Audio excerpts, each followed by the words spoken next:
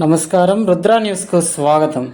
జగిత్యాల జిల్లా భీమారం మండల కేంద్రంలో ఎన్నికల ప్రచార విరామ సమయంలో రేణుకా ఎల్లమ్మ తల్లి అమ్మవారిని మంత్రి పొన్నం ప్రభాకర్ గౌడ్, ప్రభుత్వ విప్ వేములవాడ ఎమ్మెల్యే ఆది శ్రీనివాస్, కరీంనగర్ పార్లమెంట్ ఎంపీ అభ్యర్థి వెల్చాల రాజేందర్ రావులు దర్శించుకున్నారు.